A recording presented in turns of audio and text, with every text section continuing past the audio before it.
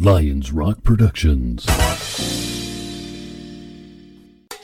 This is Jay Moore. This is Greg Cruz. This is Bryce Vine. This is Dexter from The Offspring. This is Nathan This is Sebastian Younger. This is Daryl Aiden. This is Stuart Copeland. This is Mick Gillette. This is Andy Summers. This is Dr. Bob Greenberg. This is Gabby Reese. This is Rob Bell. Hey, this is John Leon Guerrero. Hey, and this is Pete A. Turner.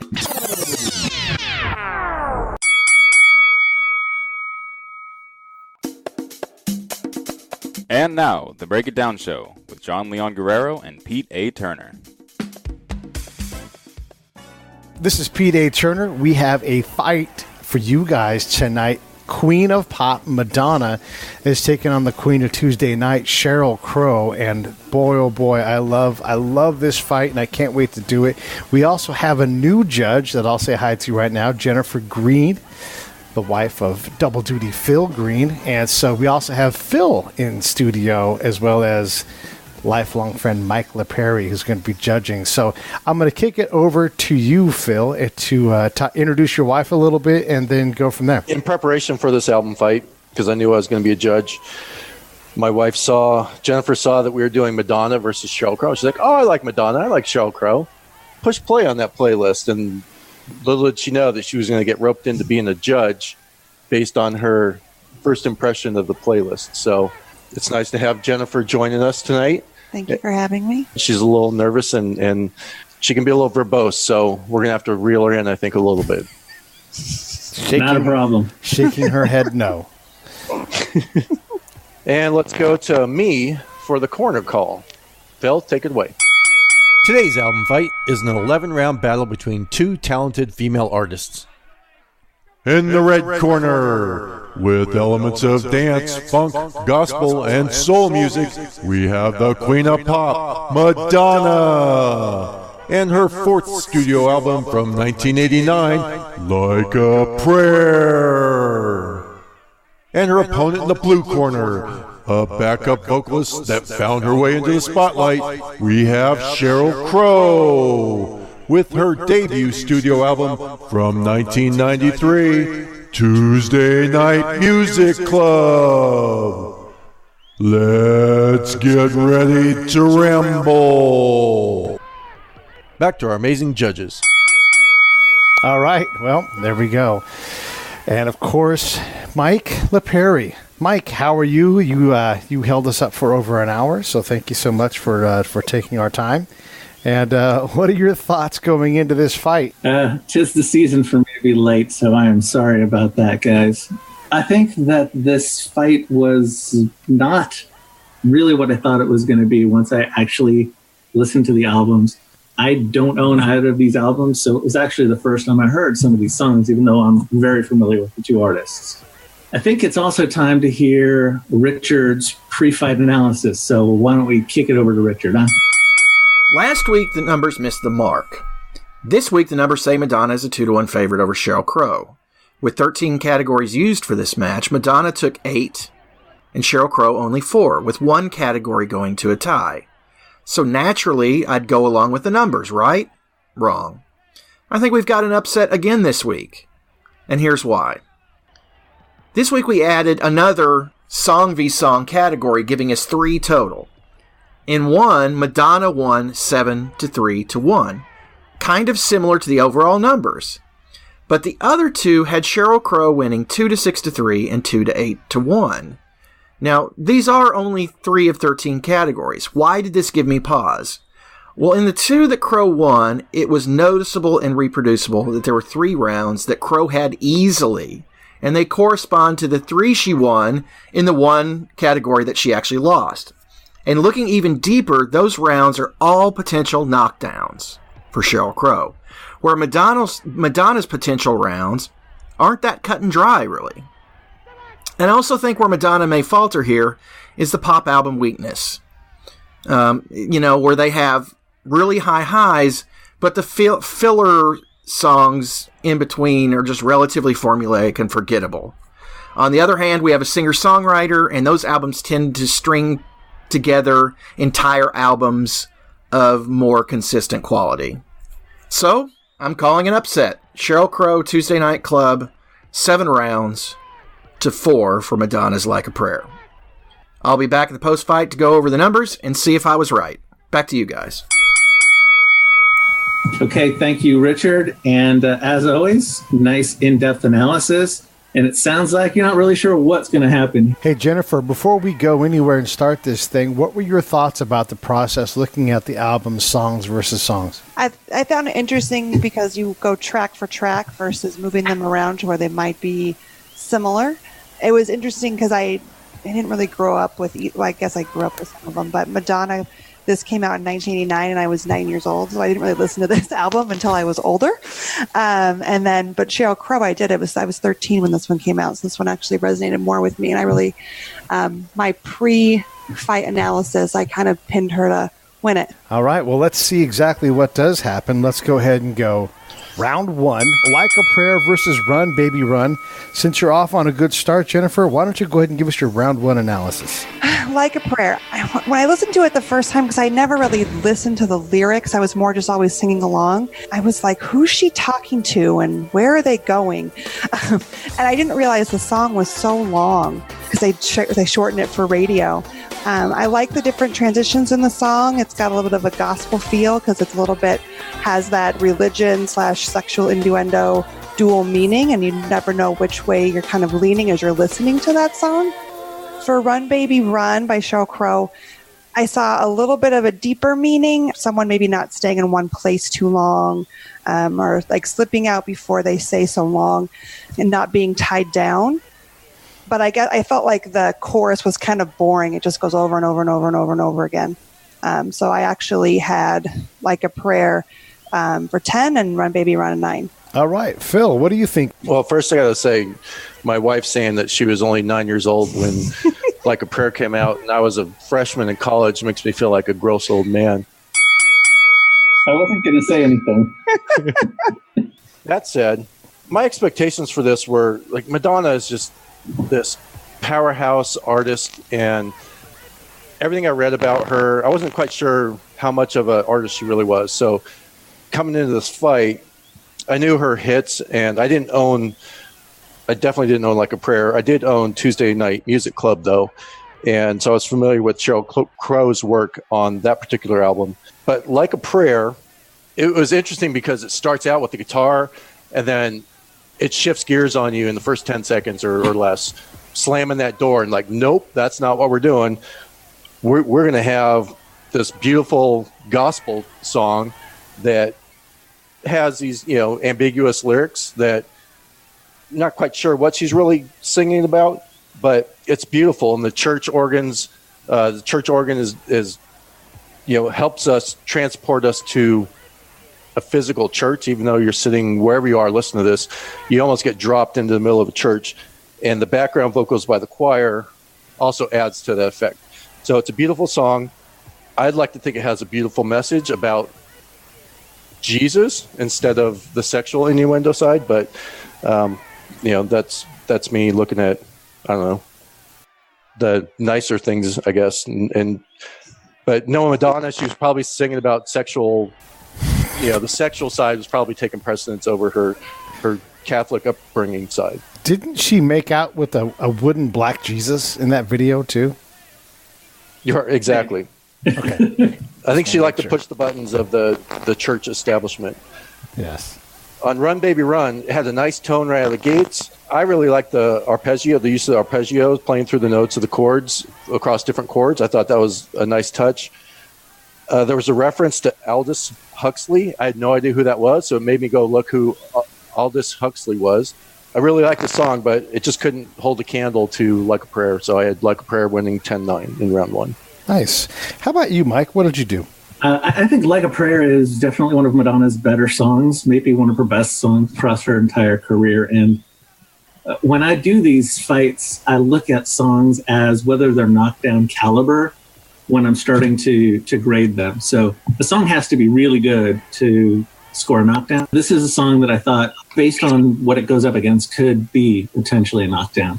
I wasn't sure about the guitar riff at the beginning. Like Phil said, it's really, we're going to do this. No, wait, we're not going to do this. One thing that you can tell right from the start, if you follow Madonna's career, she was definitely a pop star when she started out, and her voice was very thin. You can tell that she had been working towards maturing her singing voice, because in this song, there's just more there, more depth. Definitely one of her better vocal performances. In my notes, I said she's sounding less like a pop star, more like a music star here. Lucky for Crow that Run Baby Run is a particularly strong offering. You hear her backing band is from the beginning of this song. I particularly liked the day Aldous Huxley died. That I looked up also, and that's also the date that JFK was assassinated. They died on the same day. This is a good introduction to Sheryl Crow, I would say, and her storytelling style of music. And you think about the protagonist in the song being born on the day that JFK was assassinated would probably mess anybody up.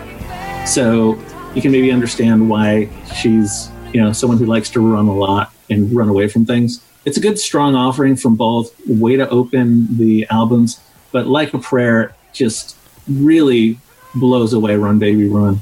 It's a good enough song to not get knocked down, but it's definitely 10-9 Madonna. All right, great. Moving right along. Round 2. Phil, how did you do it? So round 2, I had 2 different rounds that were a little tougher than the rest for me. And round 2 was one of those tough rounds for me where I went back and forth.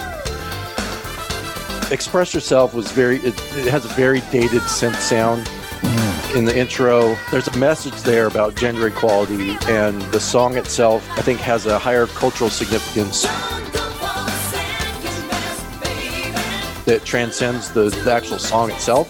So the song got elevated into meaning more than maybe the quality of the song itself. On the way to that, I was like, wow, okay, this is a pretty impressive song. The amount of the social impact this particular song had. But then again, you definitely know this is a song from the late 80s, for sure, just based on that sound. Leaving Las Vegas, I love this song. It's based on a 1990 novel by John O'Brien, who was a friend of David, I don't know how you say his name, Bearwald. It's a nice little song. It's a very simple song, simple lyrics. The instrumental is very simple. The thing that got me in doing research on this song, if I just listen to the song, okay, hands down, Leaving Las Vegas wins. In researching this particular song, there was a lot of conflict within the Tuesday Night Music Club on who wrote this song, what does the song really mean? And that kind of got to me a little bit. And so I kind of deducted points from, in my mind, Leaving Las Vegas, just based on the amount of conflict it generated within Sheryl Crow's own band. But then I listened to it again, and from a song-to-song point of view or perspective, I liked Leaving Las Vegas better than Express Yourself, and I had that 10-9. All right, Mike, how about you? Round 2. So Leaving Las Vegas, I'm a little conflicted because I have a personal bias. And it's really just because the year the song was released was the year that my wife and I actually moved to Las Vegas. And when we lived there, this song was so overplayed. You couldn't turn the radio on for a couple of months without hearing the song once or twice. So when a song gets overplayed, it becomes an earworm and you kind of just stop liking it. But I haven't heard it in years, and I think the years have been very kind to it. So I kind of listened with fresh ears, and now I understand why the song was so popular. It's well structured, it's well sung. I'm not sure I like the backing vocals in it. If I have to pick a nit, that's my one. But when I look across the ring, I have similar nitpicking issues with the competition. Express Yourself is, like a lot of Madonna's catalog, a dance song. And dance songs don't age well. Listening with my album fight ear, it has aged a bit. It's still very catchy. You can hear in it a lot of songs that followed it. The one that pops right into my head is Born This Way by Lady Gaga, which is definitely an homage to this song. And I love the positive message that's attached to the song. And it's attached to a song that was designed to be played a lot. So it's a good message that's going to get repeated often. So I like what she did with that. Unfortunately, in a very close round, Express Yourself just shows its age a little bit, and Leaving Las Vegas doesn't show its age at all. So in a much, much closer round, I give this one to Sheryl Crow 10-9. Jennifer, how did you have round 2? Express Yourself, I really felt like it has a good message, and it's really relevant to, I feel like, what's going on today. And I agree that danciness, it kind of doesn't go well with the time. But it, really talks about how women should be allowed to express themselves and, women and minorities not to be oppressed. My issue with the song was that it was 8 minutes long.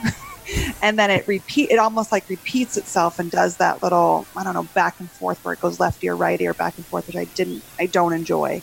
So, but with Leaving Las Vegas, I did a lot of research into this as well. And I was having a hard time figuring out what the song really was about. Is it about someone giving up their vices? And then I kind of really felt like maybe towards the end it's more about suicide. So I thought it was a really interesting message if you read the lyrics and think you're leaving Las Vegas for good, leaving for good this time. And the author of the book actually ended up killing himself, which I found interesting when you read through the lyrics at the end as well. And I just really like the tone of leaving Las Vegas. So I had this one, Sheryl Crow, 10-9. Did it matter at all that he had the movie with Nicolas Cage? And I think he won an Oscar for it, and if not, Elizabeth Shue did. Is that not right? Yeah, and Cage did, yeah. Yeah, and he ended up drinking himself to death in that movie. Yes, indeed. Well, on that note, let's go round 3, Love Song versus Strong Enough. And we're going to start with Mike this round. Mike? So Love Song is frankly very disappointing. I was expecting a much, much better song from a Madonna-Prince duet. It's a good song, but not a great song. I like the beat, but if Prince is involved, it's going to have a good beat. It's easy to identify Prince pretty quickly, and he delivers a decent performance. Not one of his best, but certainly not bad. But the song overall is just nearly not as good as it could have been and should have been, and gets real repetitive near the end. And by contrast, Strong Enough might be the best song on this album from Sheryl Crow. It's really kind of a sign of things to come from her.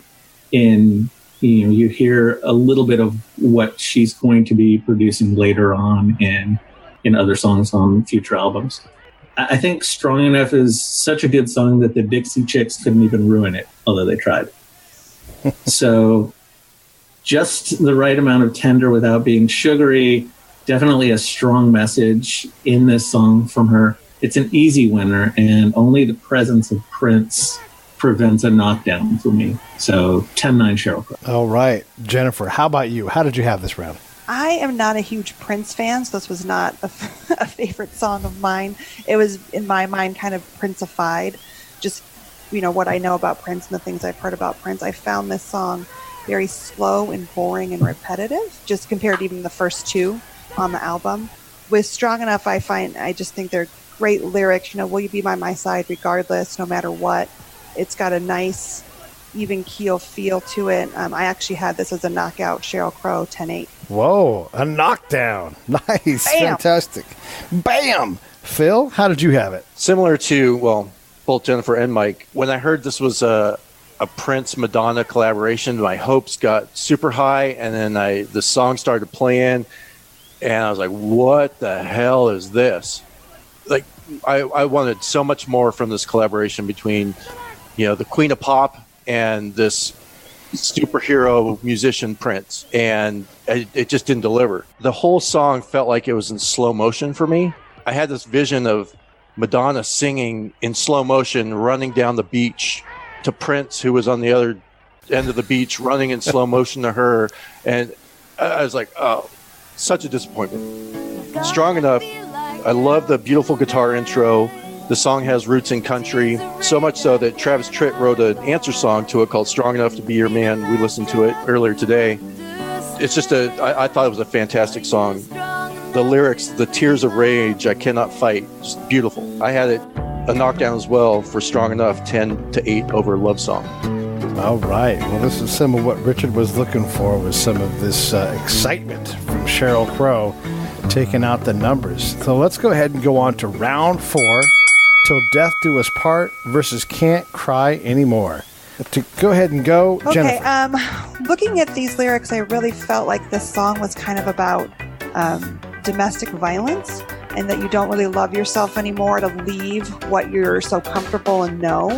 And what I actually really liked about this song is the music, as it goes through the lyrics, sounds like someone searching for a place to hide. That's kind of what I was thinking of as the song was playing. I'm like, she's looking for somewhere to go. She needs to get away. So I found that a really good connection with that song. For Can't Cry Anymore, I really like thought process here, as far as, everything is coming at you and you're just done. It's not worth it anymore. I have no more left to give, kind of thing. But because the music for Till Death Do Us Part really went with the lyrics for me and the beat, I actually gave this one to Madonna, 10-9.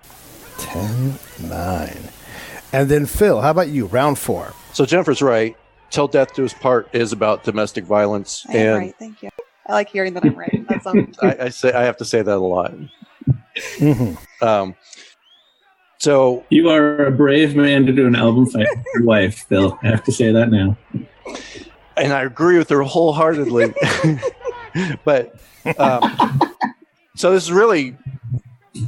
this song is really about a song, or it's really about an event that happened in 1998 where Sean Penn came home drunk, barged through the door, taped Madonna to a chair, or tied her to it. Well, he tried to tape her to a chair and then ended up tying her to a chair with twine and hit her, beat her, and she was able to escape, get to the police, and filed charges against him.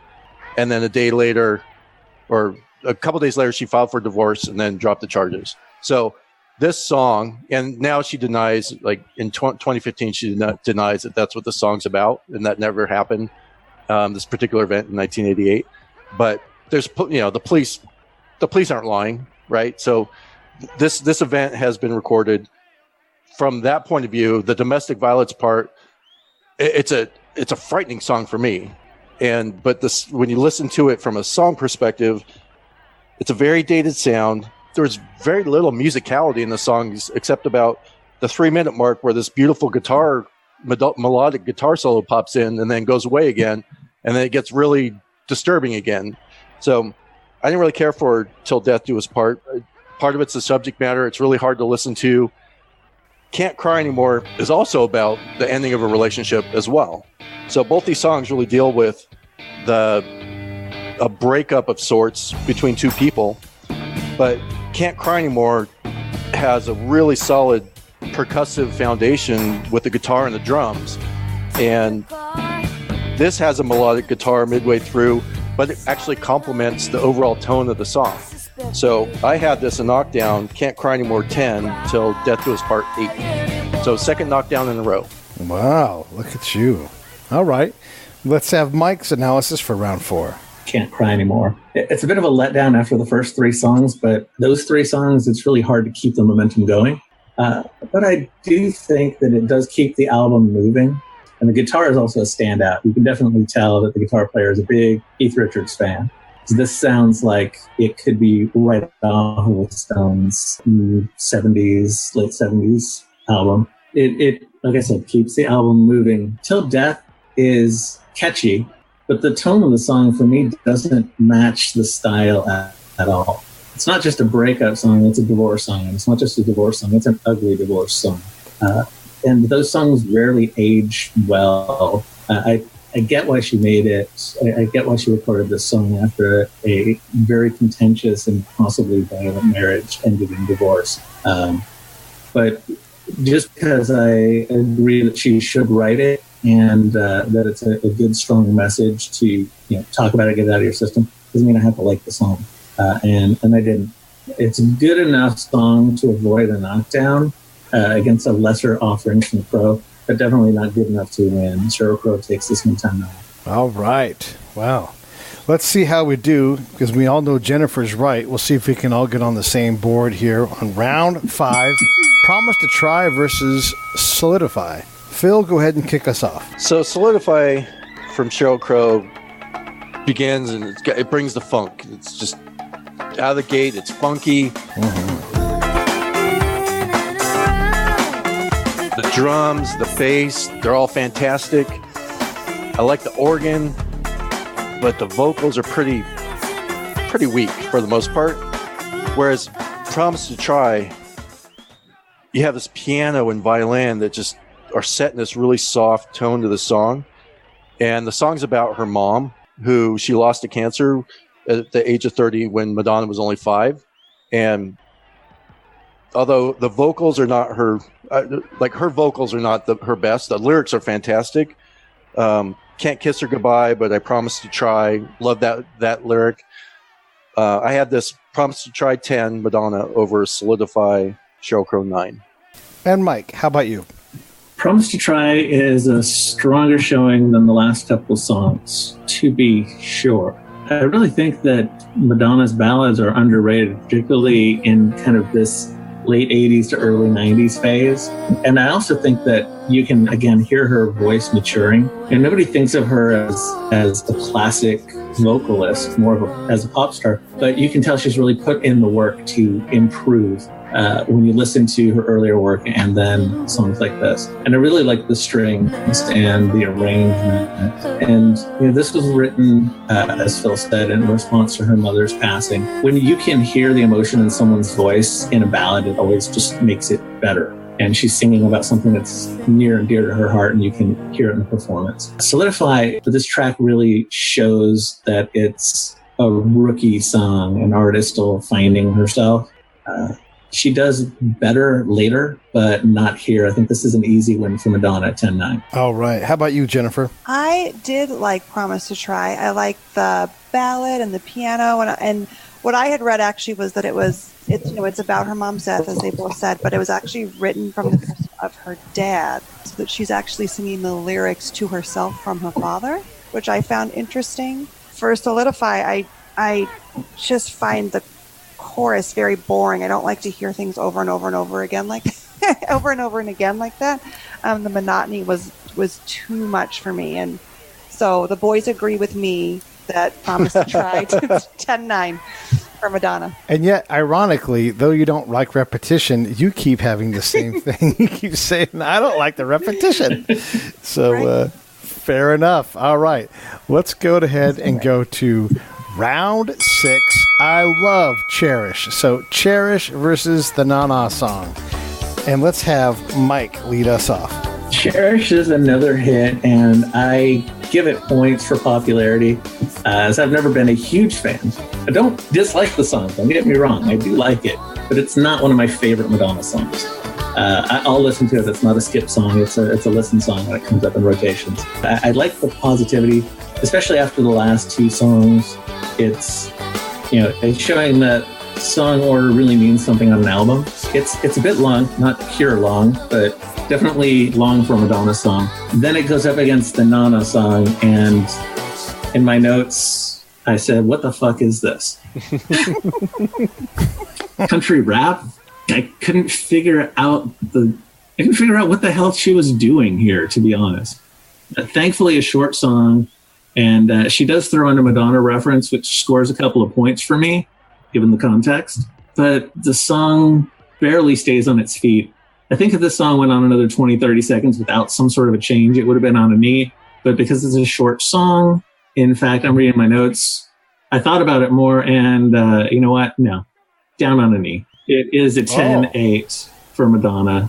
And the Na-Na song is just not good enough to stay on its feet. All right. Jennifer, how about you? The Na-Na song I had never heard before. I wrote in my notes, I'm guessing there's a message. I just don't know what it is. It just sounded like she was saying words, and I didn't understand it. As we go through kind of the rest of the album, I get a couple of references that would be referred back to that song, but to me it was just words to music. I didn't get it. It's not my thing. Cherish, I really like. I agree with Mike. It's not a skip song. I'll listen to it over and over and over and over again. What I found really interesting about it, though, was that she actually wrote this about Sean Penn in the middle of their divorce. Despite what we just talked about earlier on a previous song. And she mentions all the good things, the joy, the strength, the power, like in their relationship, and how she doesn't want him to go. It was really interesting to me that she could then turn around and write a song like this. And I think she said she never thought this song would be popular when she wrote it, but it became a big hit for her. So I actually have a knockout for this one, Madonna, 10-8. Nice. Lots of blood on the floor. Phil, are you going to keep up the trend? Yep, I'm going to keep spilling blood. Get the cut, man. Let's start with the Na-Na song, and we'll put it out of its misery. This song was very Dylan-esque to me. It was almost like somebody just wrote some random poem and decided, hey, let's put a beat to it, or let's try and turn it into a song, and it didn't work. It reminded me a lot of REM's It's the End of the World as We Know It, except REM did it so much better. Just, they were able to capture the rhythm of the words fit the music as opposed to I had no idea what was going on here. I did give it got a little bit of attention in the lyrics. Clarence Thomas, organ grinder, Frank DeLeo's dong. Like, what? She's talking about some guy's dong, some music executive's dong. So I imagine there's some story behind him and his dong somewhere, but I didn't want to dig too deep into that. There is, and later in the album. And then Cherish is just a pleasant, uplifting song, quite the polar opposite of Till Death Do Us Part, which I thought was really refreshing. It's almost like a palate cleanser for us, right? I read that it was inspired by Romeo and Juliet, which she was reading while she was doing rehearsals for a Broadway show that she was performing and acting in called Speed the Plow. And so it got her thinking about romance and love and things like that. I didn't realize it was in reference to her relationship with Sean Penn. But I had it Cherish 10, knocking down the Na Na song 8. Wow. Knockdowns across the board. Well, let's see what happens. Let's see if Sheryl can get back on her feet here. That's a terrible mid-round massacre right there. Let's go round 7. Dear Jessie versus No One Said It Would Be Easy. And we're going to go ahead and have Jennifer start us off. Okay, well, when I did some research on this one, I found out that Madonna's writing partner, this is actually written, they wrote it together for his daughter as a lullaby. So I found that really interesting, and I really enjoyed the words, and I liked how... This episode of the Break It Down Show is brought to you by Lions Rock Productions. That's us. We publish, evaluate, and develop podcasts just like this one, consult others to build their own, and create associated content and content marketing strategies. So if you're launching or expanding your social media presence, your business or your personal brand, or if you just want to take your media presence to the next level, reach out to us on Twitter at Pete A. Turner or at JohnLG69 at the Break It Down Show. There's 1,000 ways to get a hold of us. Now enjoy the show. So I found that really interesting, and I really enjoyed the words, and I liked how the music portrays certain things as the song goes on. It's like a little bit circusy and paradey. I love thinking about having a love parade in my dream. I think that sounds wonderful. So I really liked that. Will I be in your love parade in your dreams? Yes, you will. Good. The No One Said It Would Be Easy for Sheryl Crow.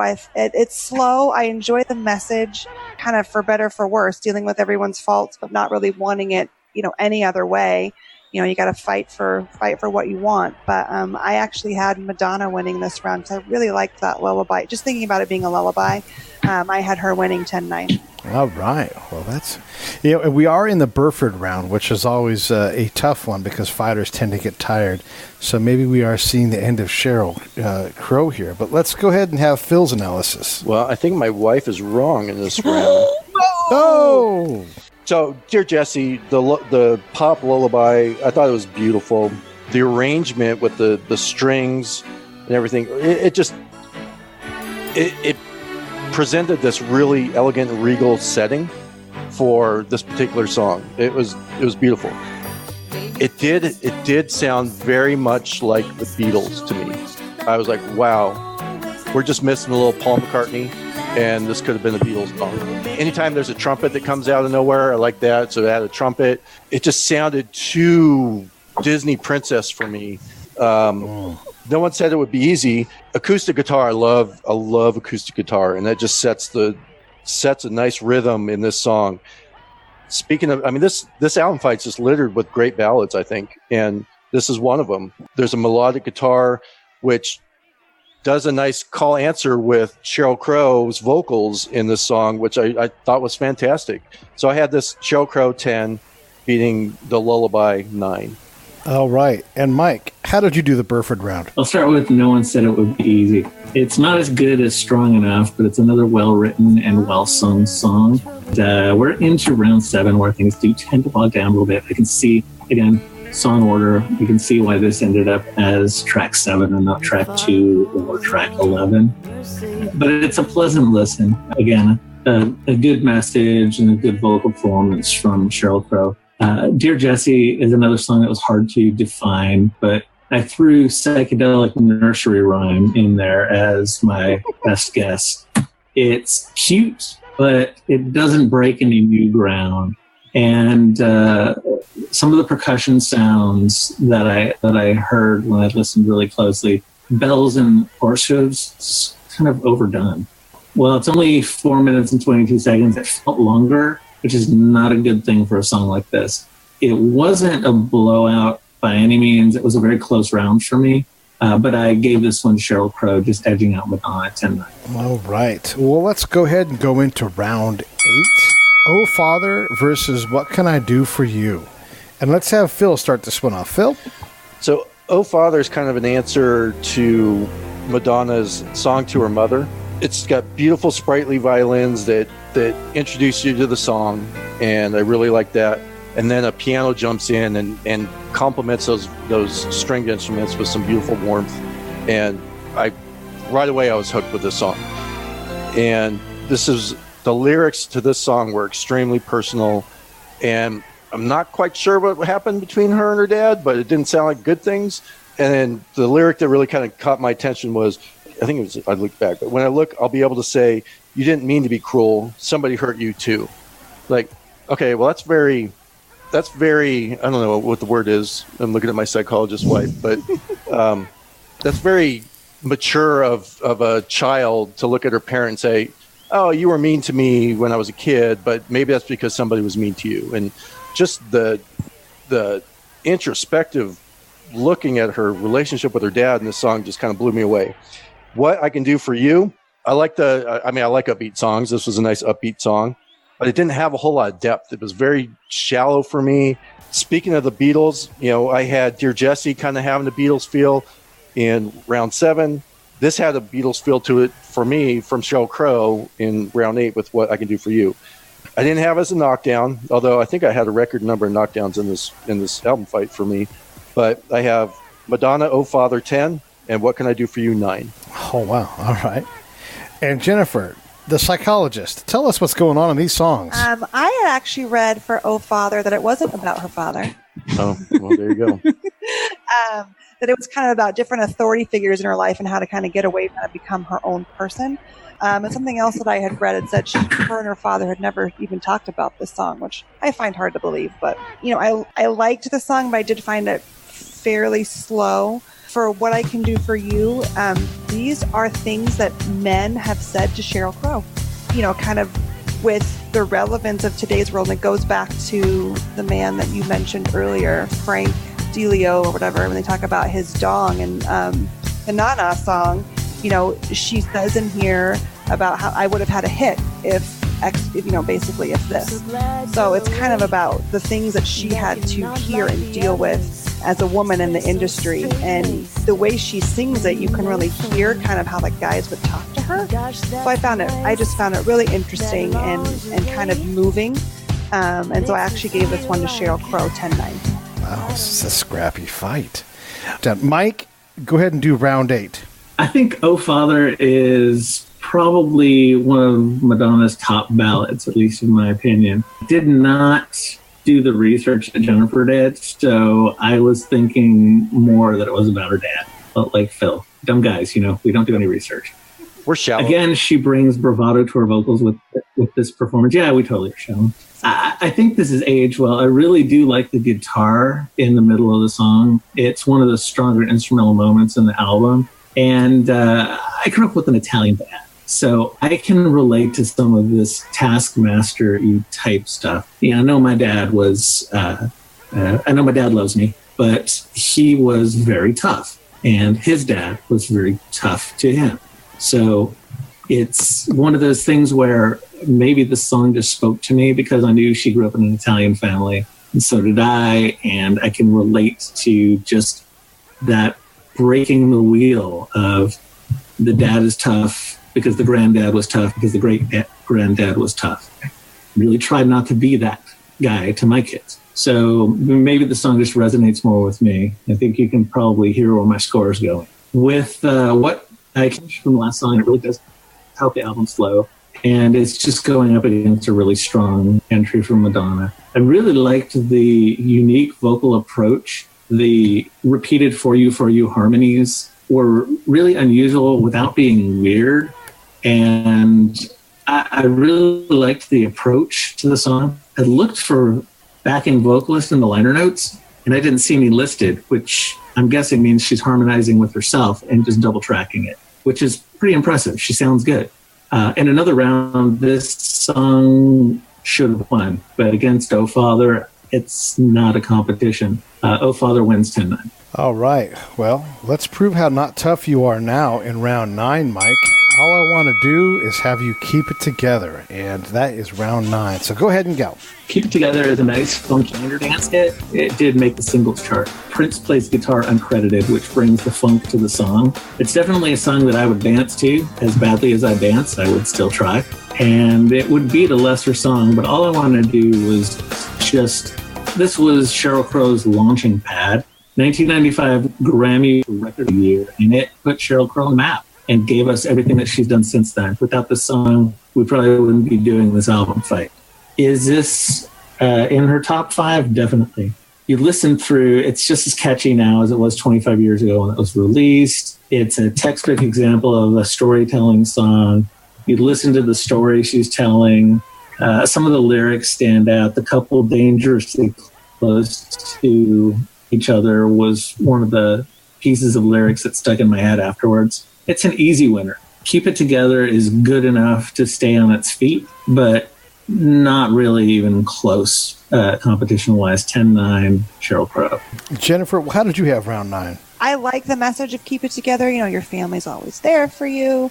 Home is where the heart should be. It kind of reminded me of We Are Family, but Madonna's version a little bit. As far as the music, I didn't know Prince was part of this, but I did write not my favorite music because again, I'm not a Prince fan. So it was not, the music was not for me. All I Want to Do, I mean, I remember the song, you know, when it came out, and I just love it. It's poppier than, you know, a lot of Sheryl Crow's other stuff that came out, but you know, just I kind of, you know, she's just sitting at the bar, hanging out, watching everybody, and not really leaving the bar. I have Sheryl Crow winning this one, 10-9. Phil, how did you have round 9? This ain't no disco. It ain't no country. All I Want to Do, I guess, sounds like it was a good hit with all those 13-year-olds back in Jennifer's middle school. When it came out. So, All I Want to Do, it's when you hear the name Sheryl Crow, I think that you associate All I Want to Do with Sheryl Crow, like out of the gate. The guitar intro is unmistakably Sheryl Crow. You just know it from that first introduction. I like the reference to Talking Heads. This ain't no disco. That, you know, I love Talking Heads, so reference to Talking Heads makes me smile. This was based on a poem, originally a poem Fun by Wynn Cooper, and this is a fun song. And in looking at the lyrics and listening to who this Tuesday night music club was, it sounded like that's what they did on Tuesdays. They would go to the bar, start drinking early, and then write songs. And I'm feeling like this is her perspective of what they did to write music. And I think I read that she's called this a throwaway song. She didn't think it was going to go anywhere or even be on an album. And it turns out to be her biggest hit. So I really like All I Want to Do. Keep It Together, definitely out of the gates. It's a funky beat. You got that slap bass going. It's a song about Madonna missing her family and in retrospective, looking back and saying, I wish I was closer and did more things with my family. When there was a guitar, I was like, oh, that's Prince. So I looked it up and I go, yep, somewhere he's uncredited, but definitely you can feel that Prince fingerprint on this song. And I also read this was inspired by Family Affair by Sly and the Family Stone. I'm like, yeah, I can feel that vibe. That said, you're going against Sheryl Crow's This Is the Song That Put Her on the Map, and Keep It Together just did not do it for me. So this is another one of my knockdowns. I have Sheryl Crow knocking down Madonna 10-8 in this round. Wow. More knockdowns. Well, we are in the penultimate round, so I suppose both fighters are tired. Mike, give us your round 10 analysis. We Do What We Can is almost 6 minutes long. It's the longest song on either album, at least the versions that I listen to on Spotify. It's a really cool, smoky lounge song, and I definitely did enjoy it. I'm not sure that this is a song that I actually heard prior to the album fight. And it's not necessarily one I'd add to playlists, but I wouldn't skip it. I'm listening to the album, it fits. Above average, not outstanding. Good placement on the album, second to last song. But it goes up against yet another ballad, and I'm finding that the ballads on Madonna's album are the ones that I'm liking the most.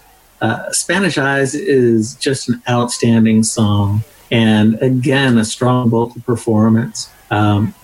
Again, you hear emotion. There's a couple of points in the song where you actually hear her straining the vocals, which you don't hear Madonna do very often.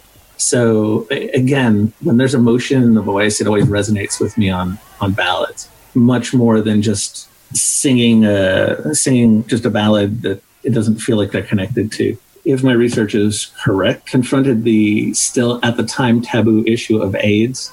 I read through the lyrics. I wasn't seeing that as being totally obvious, but if that's what she wrote it about, that's pretty courageous in 1988. It was still not something that people talked about a lot. And this might just be my favorite song from Like a Prayer when I looked at all 11 of them. So for me, again, easy victory. Spanish Eyes 10. We Do What We Can 9. All right. Jennifer, how did you have round 10? I think Spanish Eyes is so sad. It was hard to listen to, but I did really like the Spanish guitar music in there, but it was a really sad song, and there were a couple of songs throughout this fight that did make me tear up because they're hard to listen to, but I liked it. Well, We Do What We Can. It had a nice piano, was a little jazzy. The message was okay, but I really had Madonna for this one for 10-9. Oh, right. And then Phil, how did you have round 10? This is so I mentioned earlier that there were two tough rounds, one being round 2, and then this is the second round. We Do What We Can. When it started, I was like, what is this? And it's just a huge departure from what we had heard before, because this is a very lounge singer. This is definitely a jazz-based or jazz-influenced song in origin. And so what I read was they mentioned a person named Leo in the song, and Leo was a person that played in a jazz band with her dad. Her dad played the trumpet, and I think Leo played trombone or something like that. And Leo passed away, and it was the first time she'd ever seen her dad cry. And I was like, oh, okay, so this is an homage to your dad and his friends who played jazz, and you were just trying to bring in part of your dad into this. And I think he actually plays trumpet on this song. So for that, I give her points because it was a beautiful song. It's going against Pray for Spanish Eyes, though, which I agree with Mike. This is just an incredibly beautiful, dramatic ballad from Madonna. And as Mike said earlier, her ballads on this album just shine super bright, and her dance songs kind of don't really hit the mark for me. But this ballad is in particular just beautiful. The trumpet that jumps in is fantastic.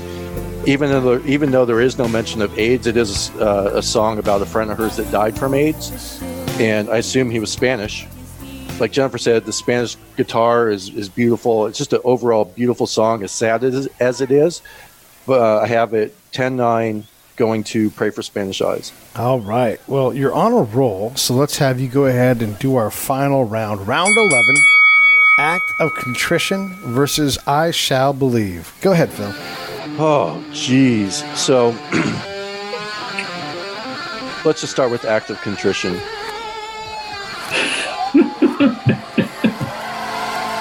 I really don't know what's going on. And again, this is another Prince. Prince makes an appearance on this. I'm like, wait a second. I know that guitar. That's Prince. And I dug and I found an interview with Madonna that said, yes, Prince does play guitar on Act of Contrition, as well as the uncredited appearance on Love Song. Or no, not Love Song, but the other one that he wasn't credited. What was that one? Anyway. It was, I'm looking, Keep It Together. Keep It Together, yep. I was like, again, you have Prince, and you come out with this. It's like it's an odd prayer / just spontaneous brain dump on us. And it's a very odd way to end the album. On the other side, we have, solid vocals, nice tone. It's a pleasant song. And you don't have to do much to win this round from Sheryl Crow. And it's just I Shall Believe is a nice way to close out her album. I have it 10-8, another knockdown. Another knockdown? Yeah, I believe I had 4 knockdowns. Madonna got knocked down 4 times in this fight, and Sheryl Crow got knocked down once. I mean, this is the bloodiest fight it's 2 females just knocking the crap out of each other, but Sheryl Crow seems to just know how to hit Madonna in the chin, and I had it 10-8 for I Shall Believe. Wow. Yeah, no kidding. That is a lot of bloodletting. Mike, do you have your knife out? You going to start cutting people? Yeah, I think Sheryl Crow's throwing some elbows too at this point. Looking at my notes, act of contrition, I just have 3 letters. WT. Seriously, Madonna was on a roll, and then this is a throwaway song. But in this format, every round counts. And this song is just a jumbled mess of garbage. She should have stopped at 10. But it's a really good sneak preview of just how weird Madonna would get in the early 90s. So I think it was preparing us for the strangeness that would be Madonna in the next act of her career. But as a song, it's just bad all the way around. And I Shall Believe is how you end an album. It takes a bit of the themes from the rest of the album, inner strength, faith, closeness, relationships, self-doubt, and pulls it all together in a really good mid-tempo close for an album.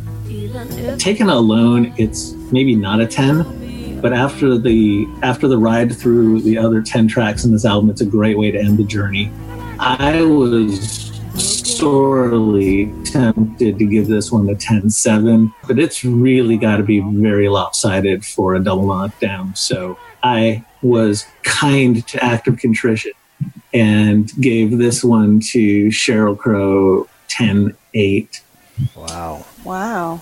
Okay. Well, Jennifer, Yep. what did you do to close us out? Well, I found it interesting that both of the artists kind of ended their albums prayer-like. So, act of contrition is what Catholics do. It's confession. So she really is writing a confession.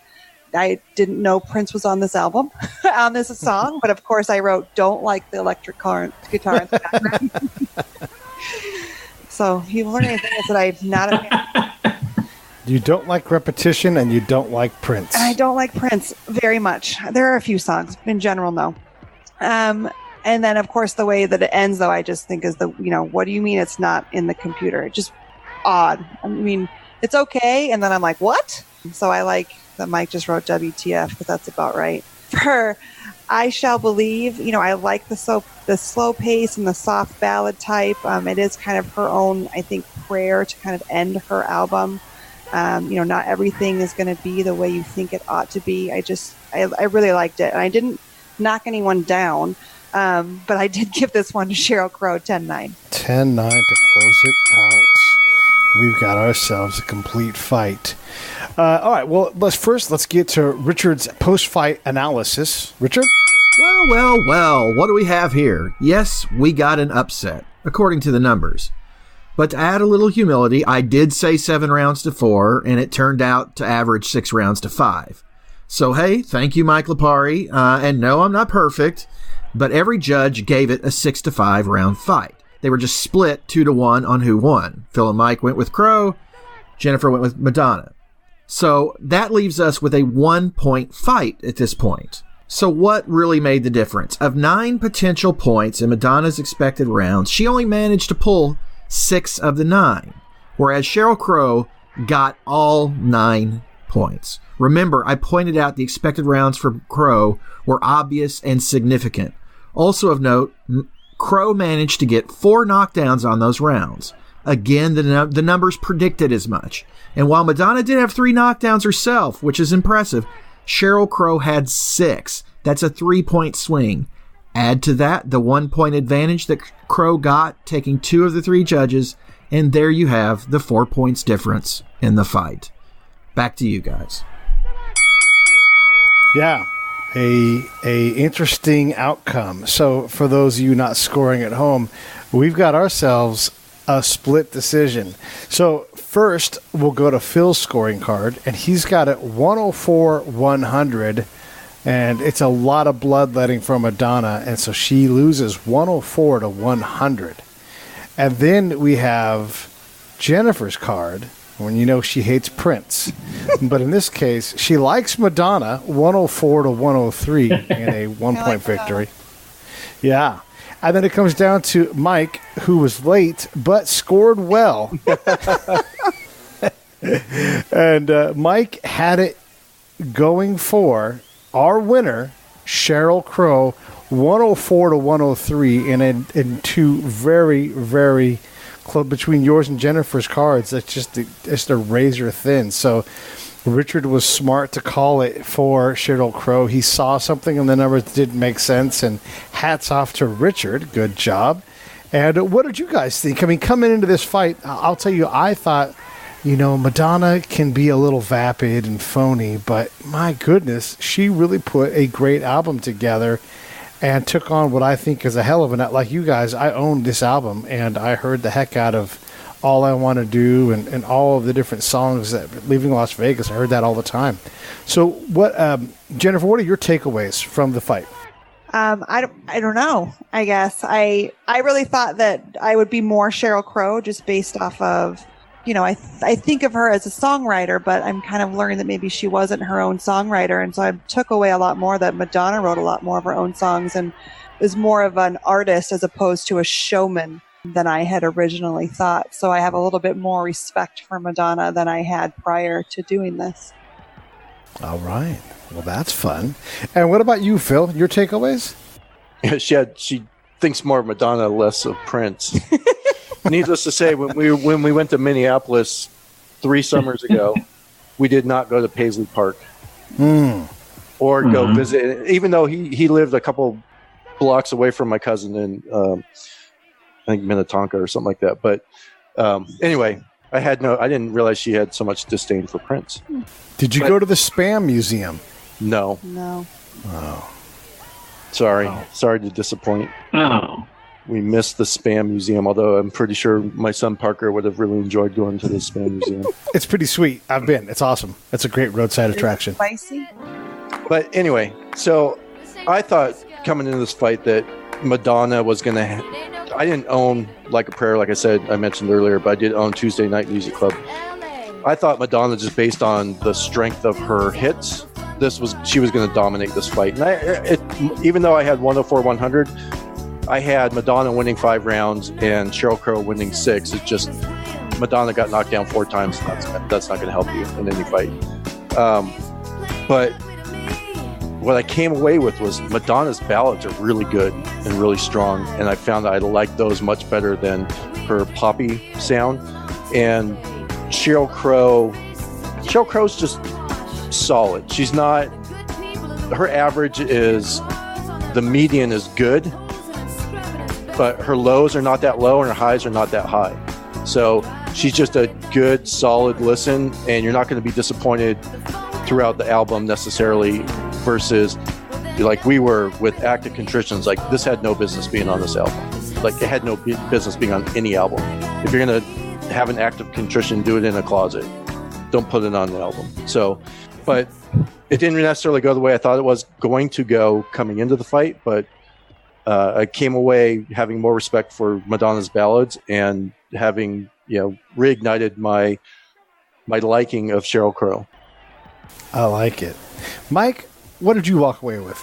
Well, I had it close, and I knew going into it that I would have it close. I hate to prove Richard right, because now he's going to be more incorrigible than he was before. But then again, when Richard's right, he's right. I would say, after listening to these 2 albums, I put Sheryl Crow back into my rotation, and more of her later work, the Globe Sessions, her 3rd album, and then her self-titled 2nd album, have some really, really good songs on them. My favorite Mistake is one. Another one, I can't remember now at the top of my head, but If It Makes You Happy. Sheryl Crow still went on to do some really good songs after this. I think she's probably more of a greatest hits than single album artist, but I found myself wanting to hear more Sheryl Crow after the album fight, and not so much with Madonna, mainly because the ballads from Like a Prayer are already on my heavy rotation in my playlists. So these are songs that I already liked, and I just liked more after the album fight. So I'm not surprised at how it came out that it was close, but it did remind me that I do really enjoy Sheryl Crow's work. And after we just beat the heck out of Active Contrition, this is probably a great time to do the disclaimer. These albums are on Album Fight because we love these albums and we love these artists. And we're trying to give listeners an opportunity to really hear something maybe they've never heard before. Go out, give it a spin on Spotify, or even buy the CD if you still have a CD player. These are great albums. We love them. That's why we do the album fights. So we might be tough on a song. We might even be tough on an artist. But they're here because we love their work. That's true. That is true. And I love you guys. I get so much out of hanging out with my friends and doing these things, and it's great to have someone new like Jennifer who felt nervous, but I tell you right now, you did fantastic. Thank you. And I give Mike a ton of shit, mostly because he deserves it, but it doesn't mean that I don't love him. Yes. And of course, I love Phil. So I look forward to seeing each of you people in the very near future. I'm sure that's going to happen in the next 2 weeks with each of you. So that will be wonderful. Thank you so much for being on the show. Anything in closing, anyone? Thank you for being a fantastic host, Pete. And we love you. Yeah, Pete, I love doing the album fights. I'm looking forward to the next one, whatever it is.